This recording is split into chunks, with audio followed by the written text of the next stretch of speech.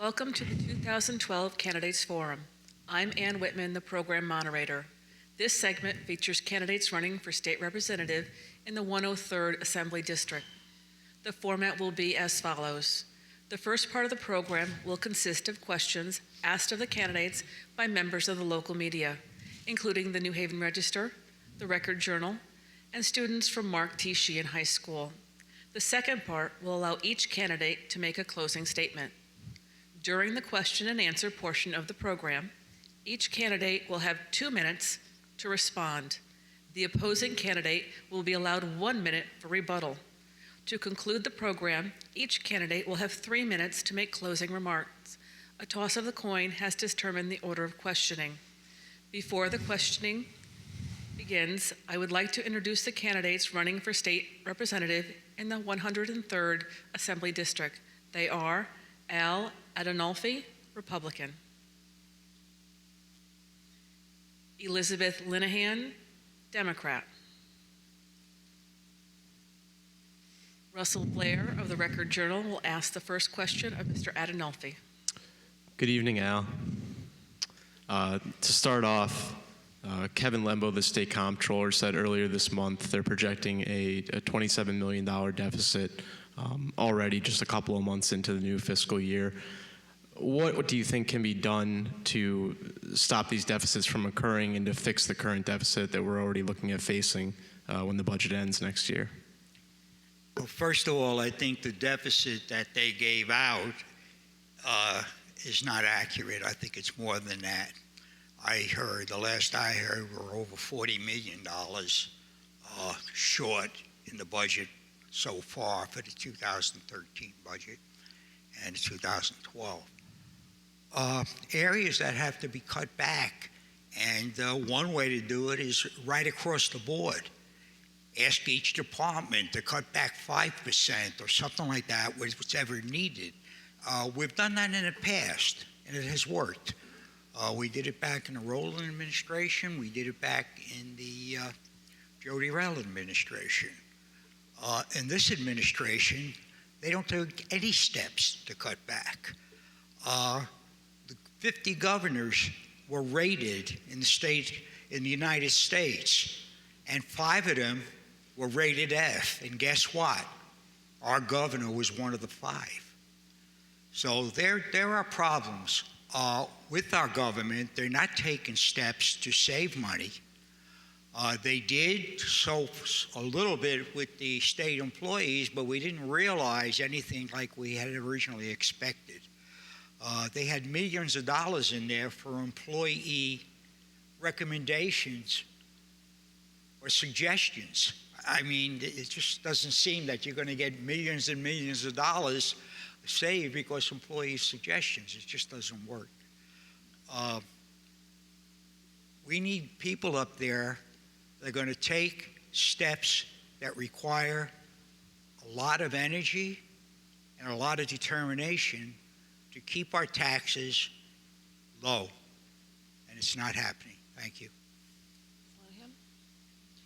I actually agree a lot with Al. You'll find that we do agree a lot on fiscal issues. I think that we need to look at going to a 401k plan for state pensions from this point forward. I think that that kind of contribution plan will save a lot of money in the long run as we move forward, and we can definitely reduce that line item. I also think it's important to reassess the efficacy of programs that have been in place for a while.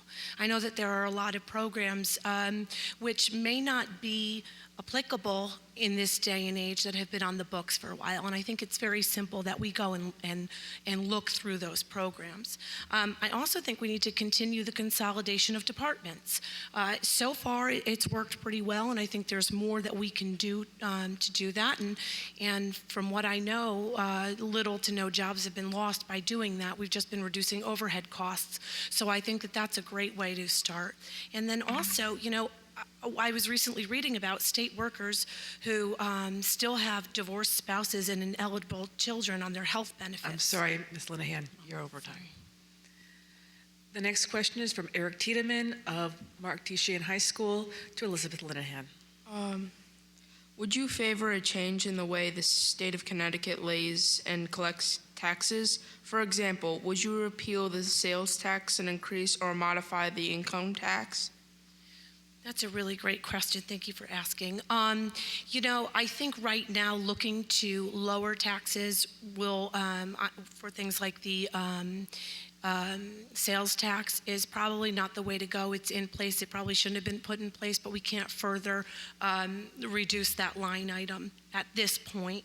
I do think that what we need to do is reduce the over-reliance on property taxes, and I think by stopping unfunded mandates, we can then have our property taxes go to be used for what they are meant to be used for, education and things in our own local communities. Thank you. Mr. Adinolfi? The tax situation in this state is a little off base. For every dollar we pay in my district, we get back about less than 30 cents from the state. Now, if you were to do away with the state income tax and the sales tax, and you increase the property tax, we would be getting 100% return on the same money we're paying in taxes. So overall, if you did away with the state tax and you increased your local taxes by a lower amount than what you're paying in the state, you'll be ahead of the game. And that's something we should consider and look at in the future. May I rebut? The next question is for Jonathan Partisano of Al Adinolfi. If elected, how do you plan to make Connecticut a more affordable place for recent and future college graduates to live and to work? First of all, we have to create jobs that they can get here. Just about every family I know that has a daughter or a son that graduated from college with their degree is working out of state because there's no work in Connecticut. And why isn't there any work in Connecticut? It's very simple. The cost of living is too high, and companies can't afford to pay the salaries that people require to live in this state. So what happens, our students don't come back. We have to make our state more efficient with jobs. We're 47th for business friendly in this state, and 47 being on the low end out of 50. We have a 9% unemployment rate, one of the highest in the country. And all this is because the cost of living is too high in Connecticut, and the state government, when they impose these taxes on it, doesn't consider the people's ability to afford to pay these. In Connecticut, I think the average income per family dropped around $4,300 per year. And then we get a $1.8 billion state tax increase. It just doesn't make sense. Our government is not operating for the benefit of the citizens. They're operating for the benefits of their own power structure up there. And we have to stop it. Thank you. Linehan? I'm going to disagree a little bit there.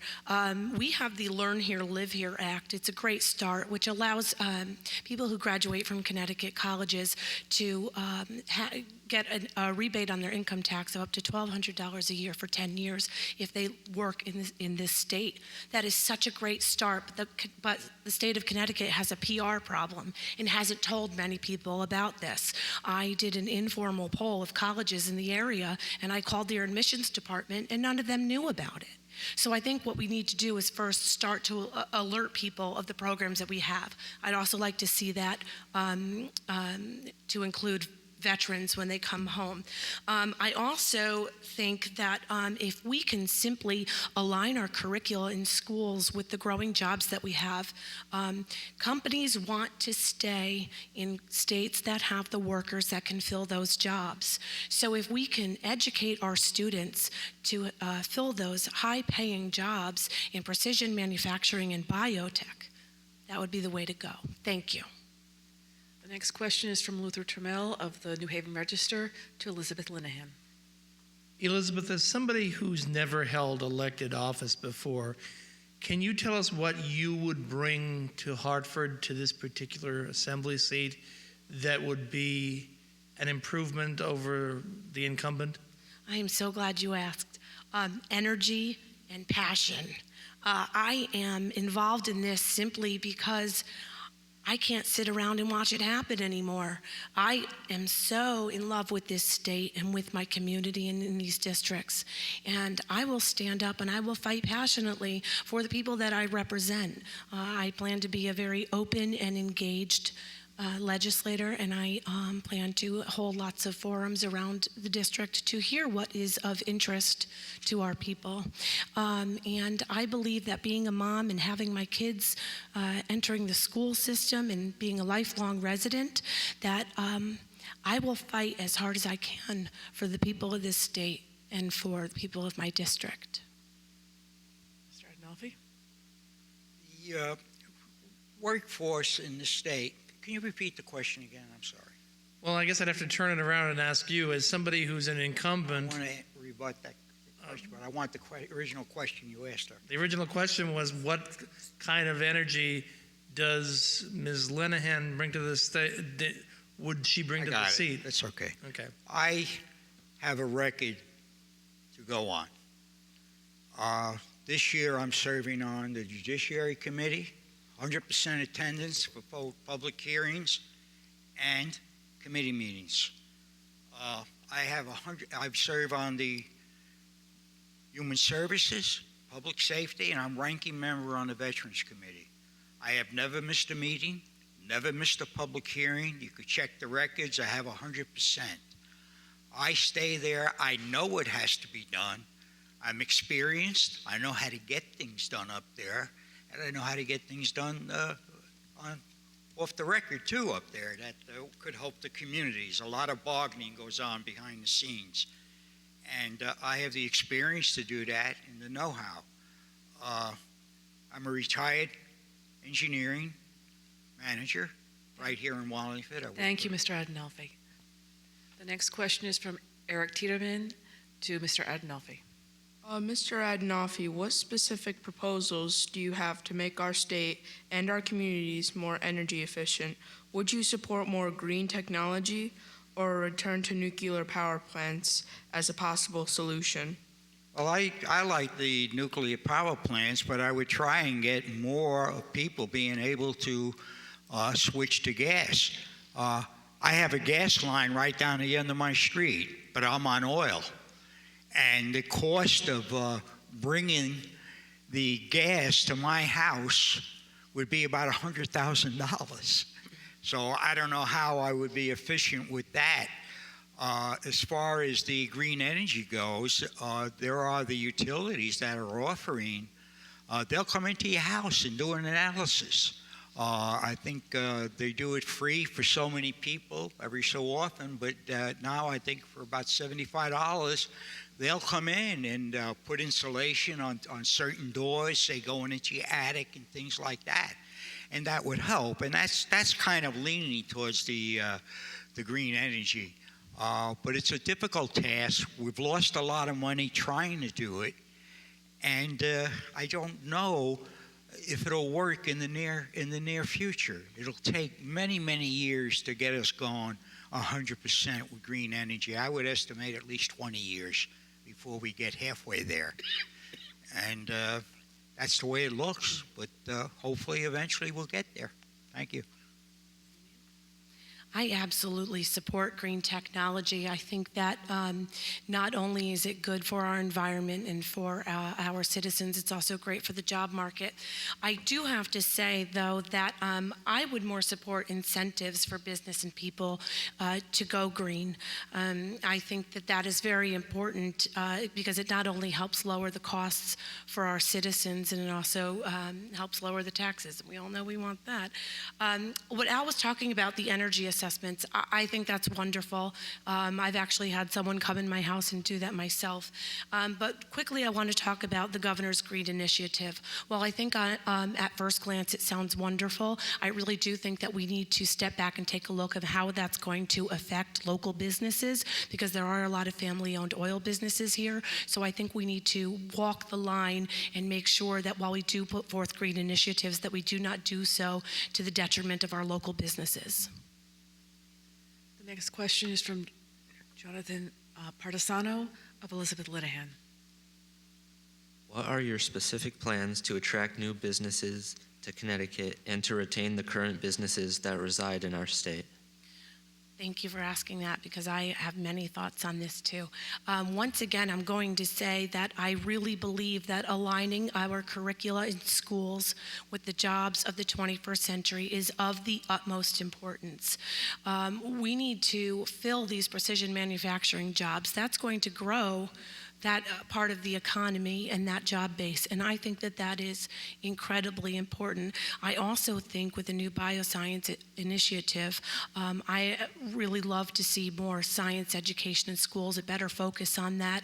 I am a big fan of STEM education, and which is science, technology, engineering, and mathematics. And I think that that's going to make our children more competitive. Mr. Adinolfi? Well, I agree with that. But the problem that we have here is that we don't do it. You know, we talked about learning how to live here. That's great. But again, the companies can't afford to pay the salaries that are required to live in the state. It's tough. Most families today have two people working, and that's not good. That they have to have two people working to make ends meet instead of being a stay-home mom or a stay-home dad would be great. But to have the students learn, like right now we're learning manufacturing, the shops and the machine shops all have training programs. The state is helping them out in that area, and I think that's good. But there's nothing like being an intern in a shop, learning directly from the experienced mechanics that are there right now. Thank you very much. The next question is from Luther Trammell to Al Adinolfi.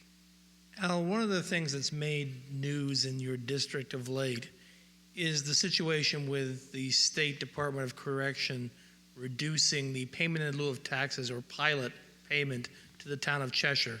It was never fully funded at 100%, but it's gone down, I believe, from about 75% to somewhere in the upper 50s to low 60%. First of all, we never got the 100%. It was always dropped like to 80% or 75%. One of the problems we have there is that the prisons use our sewer system also. And what's happening there is that apparently that the meters that measure the amount of affluent that they put in our sewer plant were not working correctly. They were way under, and we were not getting the proper reimbursements from the state. But because the prisons use a certain percentage of our sewer plant, they're supposed to pay and should pay a percentage of what it's going to cost us to update that plant. And it's not happening, and it's wrong. I think it's just a ploy by the government, just looking for another reason to save money. And it's something that we have to get more Republicans up there to counteract these type of harsh decisions that hurt the towns and the taxpayers in those towns. I mean, we're getting some federal aid for it. We're suing the state. And we have to see what the outcome is on that. They are experimenting with some new processes that seem to be working, as somebody mentioned before in a previous debate, on a small scale. But they're going to start increasing that to see what they can do to get the phosphorus out and so on. The phosphorus, first of all, what puzzles me is we got about half the town on city water. And guess what? there's more phosphorus in the drinking water we get and pay for than goes out of the sewer plant.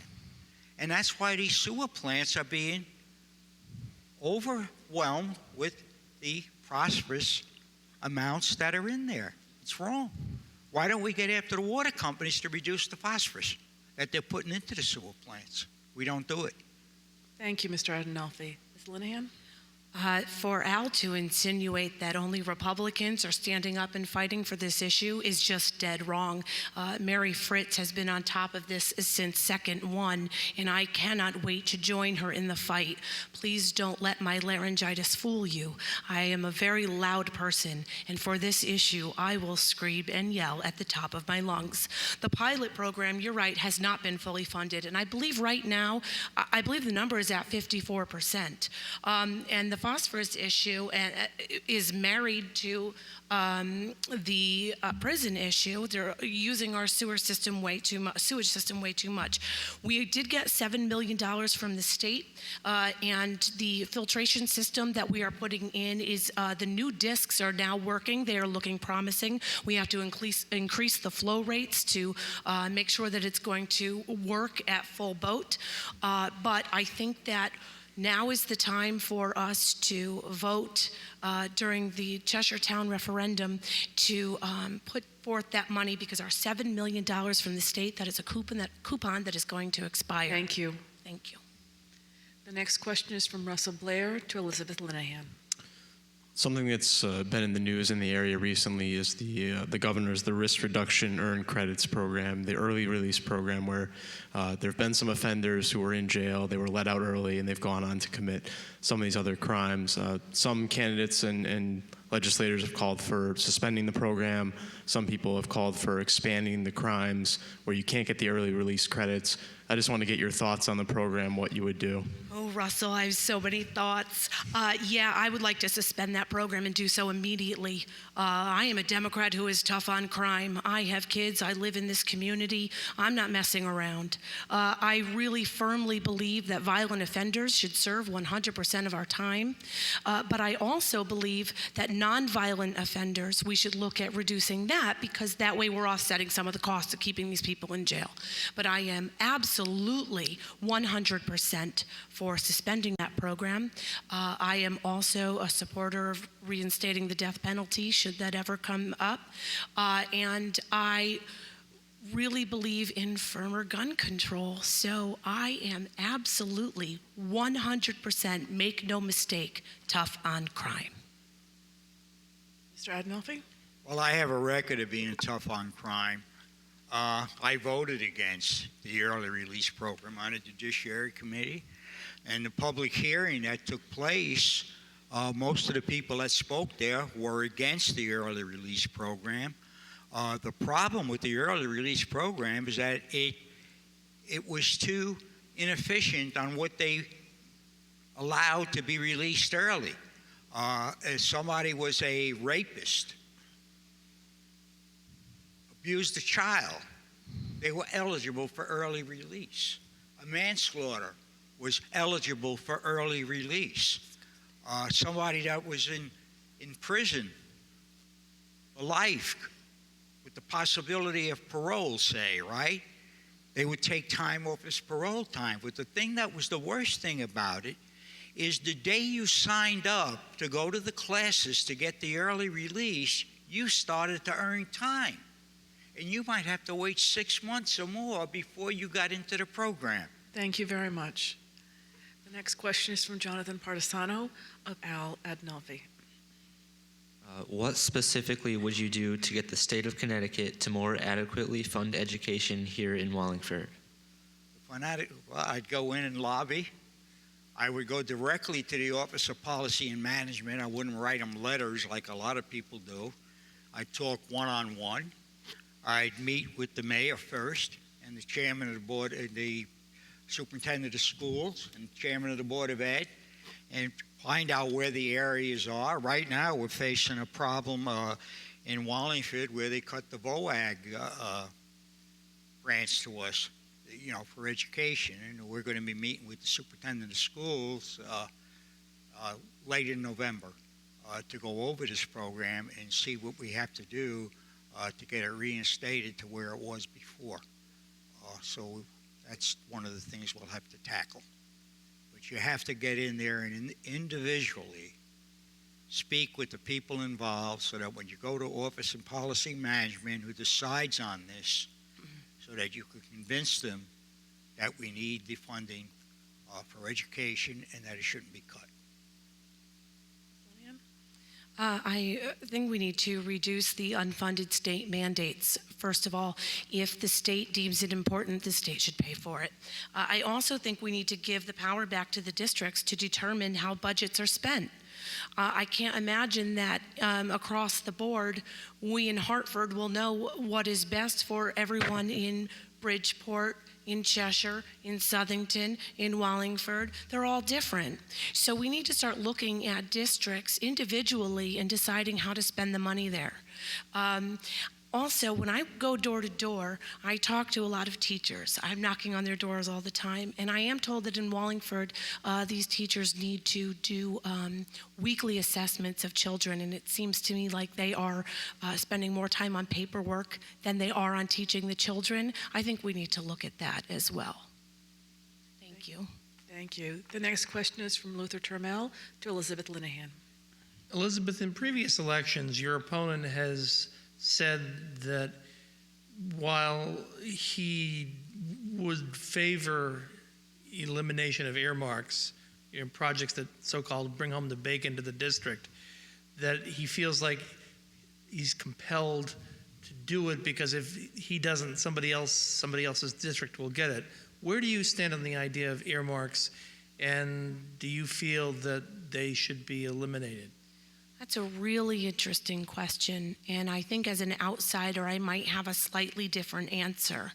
In general, as a whole, I think that they're scary, and I think it hides money.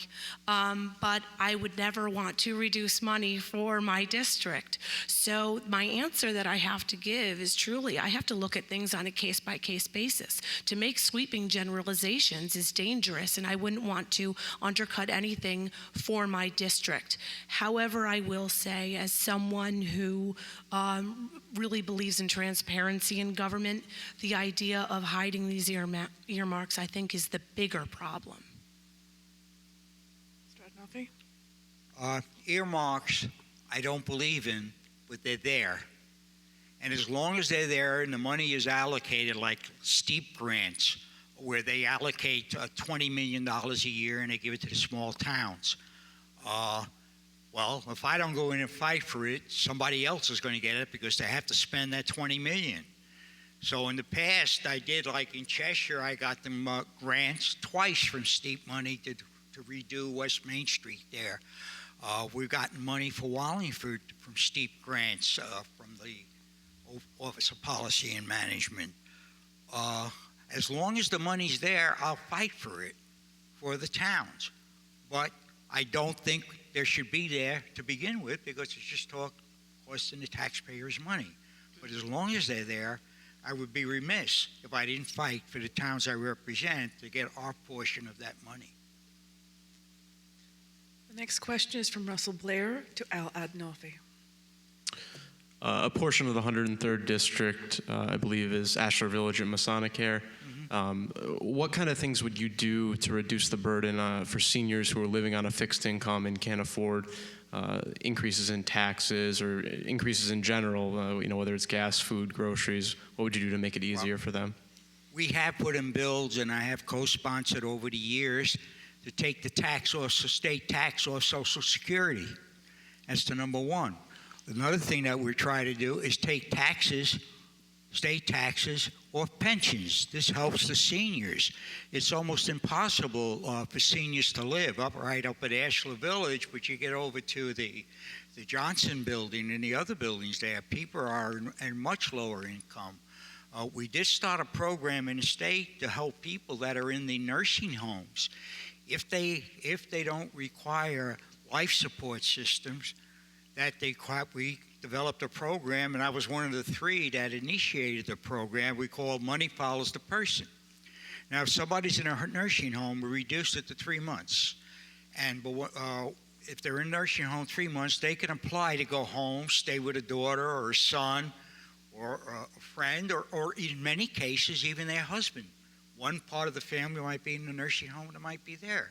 So what they do is the state will pay for all the care they need at home. And for every, what is it now? For every $160,000 they spend for home care, they'll save $1 million in Medicaid to the nursing homes. Well, what did the governor do last year? Originally, the bill was for 5,000 people. He cut that number down.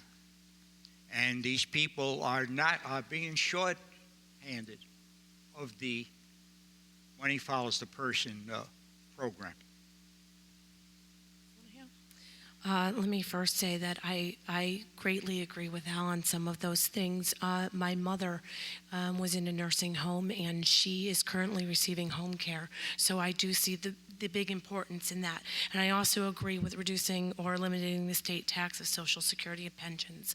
However, I know that we need to reduce property taxes for seniors, but I really think we need to talk about reducing energy costs.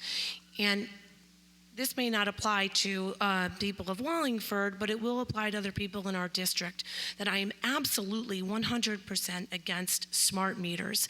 These are meters that are put in the homes that will raise the day rate for energy and lower the nighttime rate for energy usage. And what this does is put an unfair burden on seniors and families with stay-at-home children.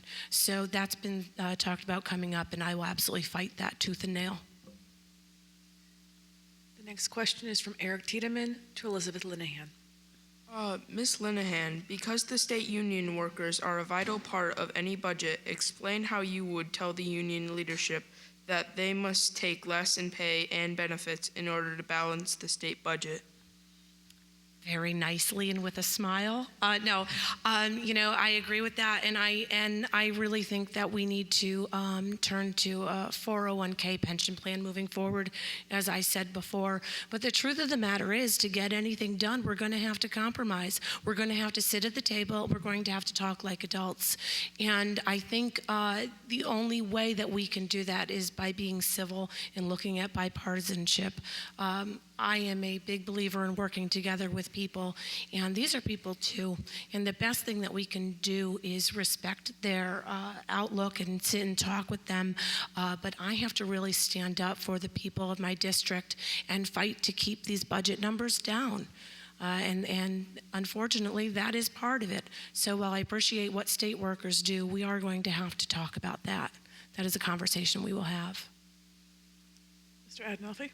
At one time, working in we call civil service, state worker, city workers, you got paid less than the outside world, but you were kind of guaranteed a job for life, which us out in the business world were not guaranteed. We did make some steps already to cut back on the state employees' pension plans and so on. But one of the things that troubles me, that I'll bet you nobody in this room that gets Social Security, when you take Social Security, they take out your Part B. That's to supplement the Medicare, okay? A state worker on pension gets reimbursed by the state for the Part B that the Social Security takes out of your payment every month. A lot of people aren't aware of that. That's unheard of in the business world outside of the state workers world. The next question is from Luther Trammell to Al Adinolfi. Al, do you believe that increased use of technology has any place in helping reduce the amount of money that the state spends in doing business? I think it would help. Right now, we're pretty good with technology in the state. A lot of departments are advancing. But you could go online now and just about fill out any form for a permit or a license, and it's just so easy to do. They are in the right direction on that, and they should go more. Technology is very high in businesses. I remember one time, as an engineering manager, as I mentioned, I had 34 draftsmen working for me.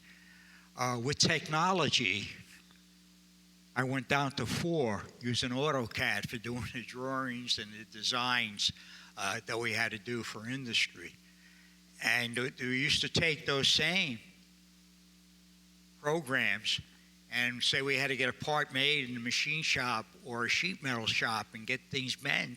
We would send them that program, and they would able to come up with all their methods to manufacture the product. So we are making advances in technology here, and I think we can do more. I think that technology is something we should bring up more into the schools. I was endorsed by the Connecticut CEA, the Connecticut Education Association, because of my interest in our children and getting them ready to learn. Right now, I would be in favor of all the state paying for all-day kindergarten. I think that's important. Our children, if they now don't learn how to read by the time they get into 4th grade, they're not going to succeed. And that's not happening in many areas in many towns. And we have to do our best to get them ready to learn so they can learn the high technology that we have today and make our state a better state to live in and improve our economy. I'm sorry, I feel like we got off course. Could you repeat the question? What I had asked originally was, do you believe that technology has a place in reducing the amount of money that the state spends in doing its business? And I absolutely do. I think it's not only important for saving money, I think it's also important for staying competitive. One of the ways, I brought this up earlier, but was called for time. One of the ways that one of the departments is saving money is they were looking at state workers who still have divorced spouses or ineligible children on their health benefits. And this was simply obtained by comparing databases, looking at recently divorced with people still on these state health benefits. This technology allowed them to find fraud within the system for very, very little money. I think utilizing technology, especially when we're looking about consolidating departments, is extremely important, and I would absolutely agree with that. The next question is Russell Blair's last question of Elizabeth Lindenhouse. If you're elected, what would be the first issue or the first piece of legislation that you would try to tackle? I'm going to have to say budget because that's going to be first on everyone's lips. However, something I desperately want to see is the enforcement of GMO labeling. I think it is thank you, sir. I think that it is a dangerous, dangerous road to go down if we don't let people know what's in our food. It is a right to know of consumers, and it is causing many illnesses. It will bring down healthcare costs. I know that there are many children out there who have ADD, ADHD, and a lot of this is attributed to what's in our food today. We simply cannot allow businesses to rule what is in our food and not let the people know. I also think that if we were to force GMO labeling, that will do nothing but spur business because there's nothing better than competition. And when we open that up, and then we're going to see an influx of companies who can start up because they're not GMO companies. I think that there are a lot of people who have said that GMO labeling is going to be hands down bad for business. The only people that said that was the food in the supermarket lobby. If you ask people what they want health, they want good, healthy food, and they want to be able to feed their children the food that they know is safe and healthy for them. So that is one thing that when I get my voice back, I will be screaming at the top of my lungs. Mr. Adinolfi? Well, first thing I would attack is taxes, jobs, and the budget. Jobs are important in Connecticut. We have 9% unemployment. We have to do something to attract businesses. We are not doing that. We're 47th for business friendly. What do? We go out and we pay a fortune to bring different businesses here. We brought Jackson Labs here. We gave them $190 million. I'm sorry, we didn't give them. We bonded $190 million for the building, $100 million for research. Now it's true. They will bring in, hopefully, many spin-offs that will be in the biomedical field.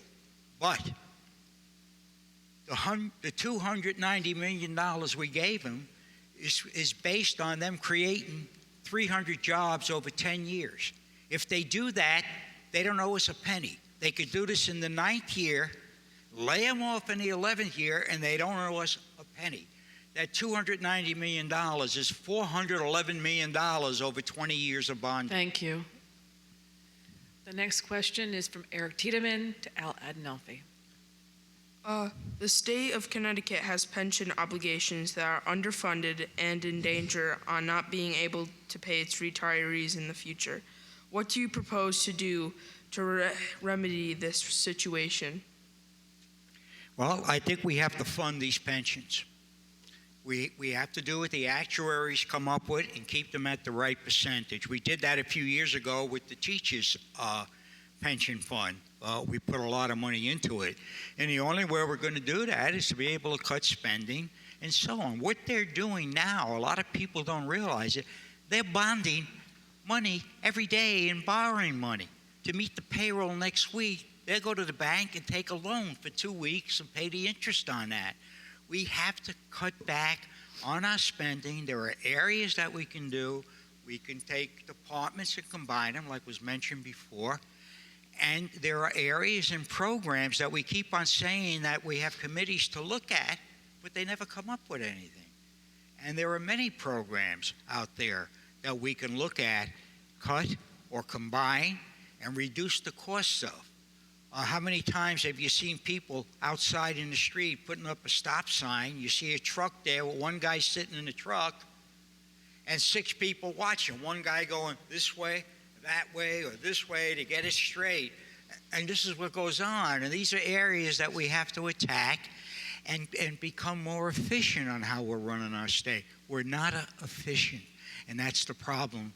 And that's why we're hurting, and that's why our taxes are high, and our budgets are high, and we're not adequately funding the pension funds. So what the state's going to do is bond money to put into the pension funds, and then you people, you young people out there, are going to be paying this long after we're gone. And it's not right.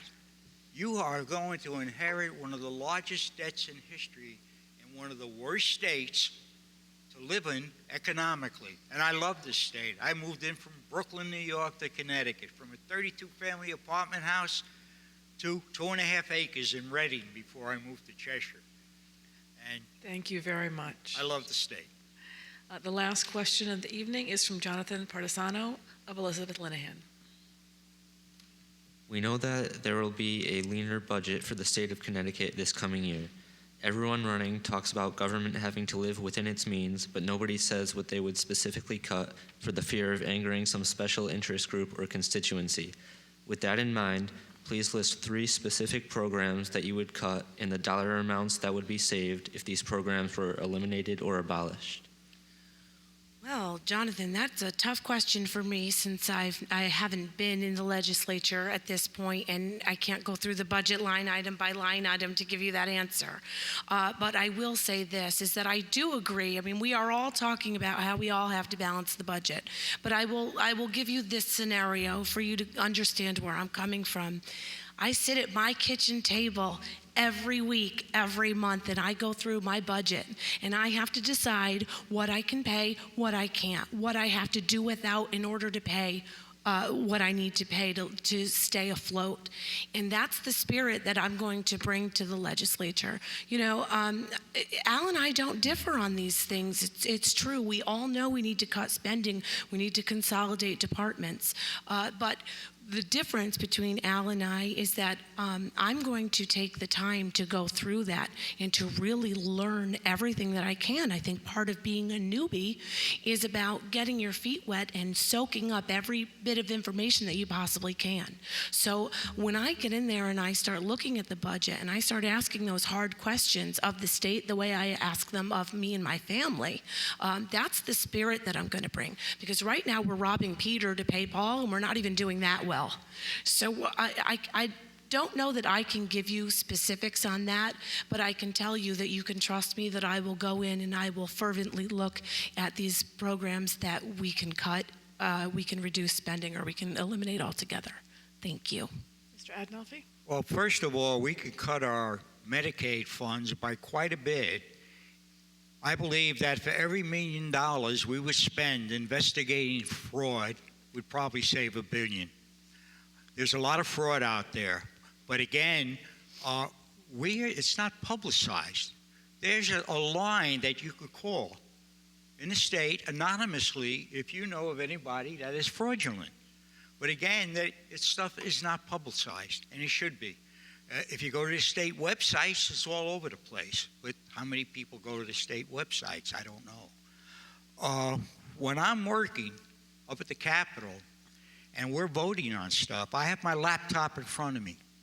Any bill that comes up, especially ones that were not from one of the committees I serve on, I pull that bill up and I look at the complete overview of what they're doing, where they're spending money, the financial reports, and that helps me make the decisions. And there are many, many areas where they can cut back on spending if they will evaluate the programs, get rid of a lot of the unfunded mandates, and I'm talking about state mandates. Local mandates are bad enough. Thank you very much. Thank you. That concludes the question and answer portion of the program. Excuse me, I don't think I've gotten an answer from Ms. Linehan Sorry. based on pension funds. I agree, and I was wondering if it was just me. Can you repeat the question for me, please, Eric? Yes. Thank you. The state of Connecticut has pension obligations that are underfunded and in danger of not being able to pay its retirees in the future. What do you propose to do to remedy the situation? Well, I spoke before of going to a 401k pension plan. I think we need to honor the commitments that we have, but going forward, we really do need to change that. And I believe, like I said before, we can't fund the pensions because we can't balance the budget. Like I said, we're robbing Peter to pay Paul, and that's not even working well. So what we really need to do is we need to get our budget in order, and then we can start to take a look at funding the pension fund fully, and stop robbing that pension fund for things that we need to pay. And I also believe, like I said, going to a 401k pension plan moving forward is probably one of the best ways to save money. Thank you. Thank you, Eric. Repeating it, thank you. This concludes the question and answer portion of the program. Each candidate will now have 3 minutes to make a closing statement. Ms. Linehan, will you begin, please? Sure, if you let me find my notes rather quickly. My opponent has said that he is all for jobs, and I think that that really is a buzzword right now. But I have to say that there have been some votes he has made that I see as actually not being for jobs, and that would include that he voted against the Connecticut Bioscience Collaboration. He voted consistently against raising the minimum wage, which would put money back into the economy for those who spend it. He also voted against keeping state contracts in state instead of out of state or out of country workers and companies. That is absolutely not a pro-job. He voted for that in 2007. He just wants to give our state contracts away to people in Massachusetts, it sounds like to me, and that does nothing for our state. But we talk about fiscal issues, and for the most part, Al and I do agree. But I think that in order to know more about me as a whole candidate, there are some issues that I am concerned about that I'd like to take a moment to focus on. I am pro-choice. To say that I am also pro-woman means that it's a complete understatement. I am more than pro-woman. I believe in safe, affordable health care regardless of socioeconomic status for all women. I believe in fact-based sexual health and safety information in schools. I support legislation which puts the power back in the hands of domestic violence victims. I believe in workplace equality and legislation which supports working families. My opponent is against stricter gun laws, including requiring a permit for a shotgun. ATF records show that in 38% of gun crimes, a shotgun or a rifle is used. It is one thing to be tough on crime after the crime happens, but it is absolutely important to put tougher rules for getting those handguns and shotguns in people's hands. I would like to say also that there's going to be a lot of talk about budgets. There's going to be a lot of talk about taxes, but I think it's important for us to remember that that's not the only issue that goes towards our quality of life here in Connecticut and in our district in particular. I believe in funding education. I believe listening to the kids. I believe in making sure that we meet or exceed our current quality of life. And I will make sure that I fight for all of the things that are important to me and important to everyone in our community. I honestly believe that Mr. Adinolfi, as nice as he can be, does not fully represent the values of our district. Thank you very much. Thank you, Ms. Linehan. Mr. Adinolfi? Well, first of all, I've been elected 5 times because of my record in the district, so that takes care of that. I have a background that's well experienced for my job. Like I say, I was in the United States Air Force during the Korean War era. I learned a lot there. It started me off in future education. I was an engineering manager. I had people working for me in the engineering field. That helped me. My 5 terms in the legislature have taught me a lot, my backgrounds. I've served on committees, public safety. I've served on judiciary, human services, ranking member on veterans. A while back, I served on the select committee on aging. I served on appropriations. I know what's going on up there, and I know what has to be done to get things done. And let me tell you, it's a full-time job. Don't let anybody kid you. We have legislators that come up there because the committee chair, instead of adjourning the meeting, recesses the meeting till 5 o'clock, even though the meeting's over at 10 o'clock. And guess what? Some of the legislators come in 4 o'clock and vote, and they get credited for being there for the meeting.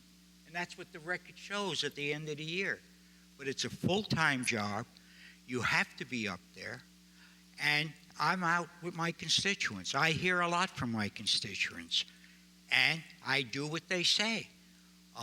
When things came up, like on partial birth abortion, I must have received 500 emails from people that were against partial birth abortion.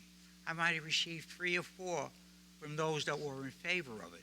I voted against it because my constituents that contacted me didn't want it. We the death penalty. 80% of the people in the state of Connecticut, 70% of the state of Connecticut, 80% of the people in Cheshire did not want to abolish it. I was very passionate about that. Those were my neighbors that were murdered. I live 5 doors away. And yet, even though 80% of the people, 70% of the people in the state didn't want it, the legislator passed it. Mostly on the Democratic side. I think we had 6 on the Republican side that voted to abolish it. I voted against the early release program. One of the other things that's hurt business is the sick leave. A lot of companies that have 50 people or more working have to provide sick leave to anybody that works 20 hours or more. What did the companies that hire part-time people for 24 hours do?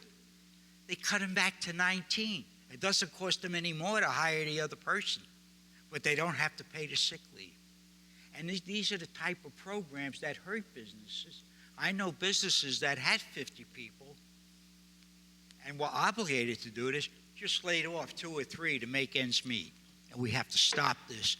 And I have the experience and the know-how to stop these programs and at least get them on the floor for a vote. Thank you, Mr. Adinolfi. Thank you. This concludes the 103rd Assembly District segment of the 2012 Candidates Forum. On behalf of the Wallingford Community Women, I thank you for watching and remind you to vote on November 6th.